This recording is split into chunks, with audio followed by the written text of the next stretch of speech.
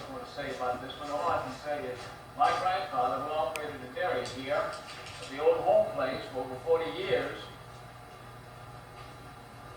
60 years ago,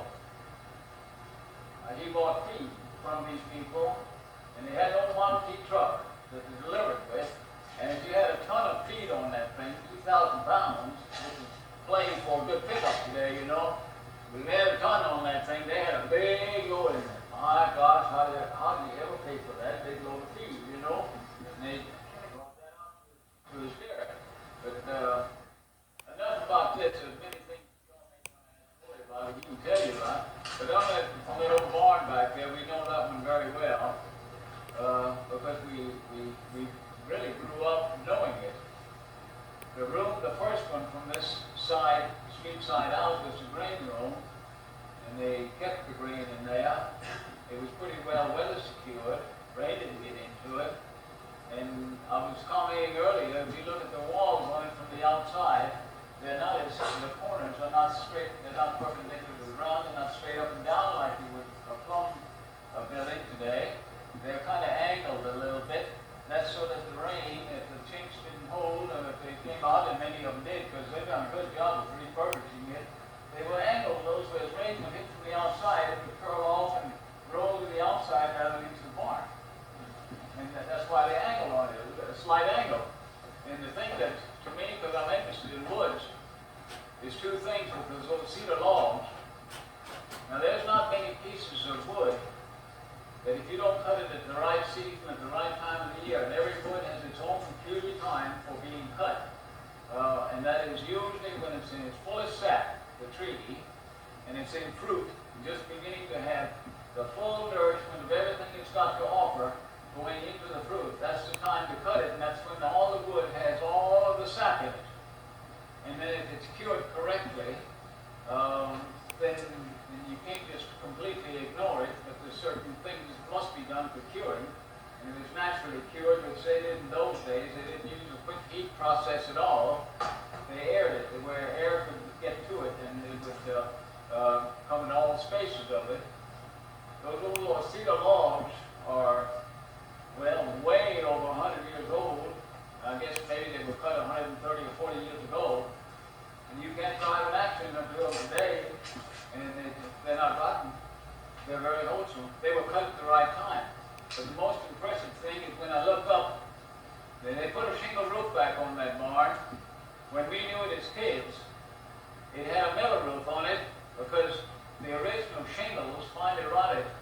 And there was a time in this community where the city passed an ordinance where every house that was built had to have a metal roof.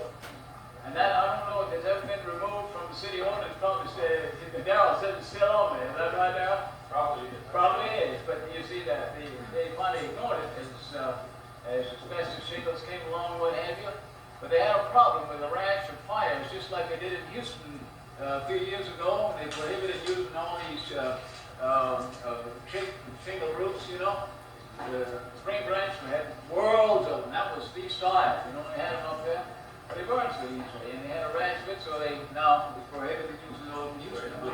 But these people said metal roofs. Well, this had a metal roof on it, but now when they refurbished it, they put it in form, and they put a shingle roof on it again, shingle roof. The thing I want to point out is I needed to go in there, it's made by important deal, but it is to me in the wood. When you look up, and I believe it's elm, when you look up, that these shingles are nailed to boards that come across.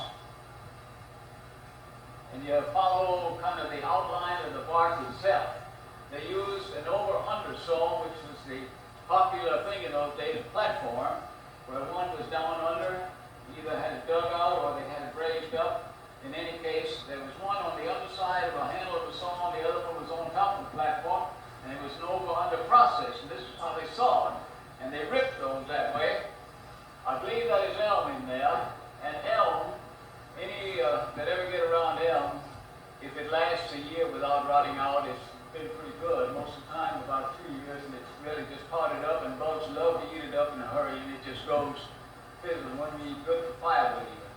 But those are probably 130 or so years old. Yeah, but but once they cure out without rotting, it gets so hard that you have to drill a pilot hole before you can put a nail in it. That's what these are now. You can bend 40 nails in the same hole and still never get it down. But he's right. When you see this, the trick is, and that's the important thing to remember. They knew that they better cure it or cut it first at the right time, and then cured it where they could use it like that. Otherwise, it wouldn't have been a year, 130 or so years. So the real trick was that they cut it first of all, the tree, when it was in its fullest sap, and then they cured it and cut them out and used it up there. I think that's the important part to me. They learn things like that are practical. Who would like to put up something that will waste away immediately in a short time? They did put things, they took a lot. They didn't take just a short look at things. They took a long look at things, and I think that's important for all of us. We like that quick dollar. We want everything right now. We want it today.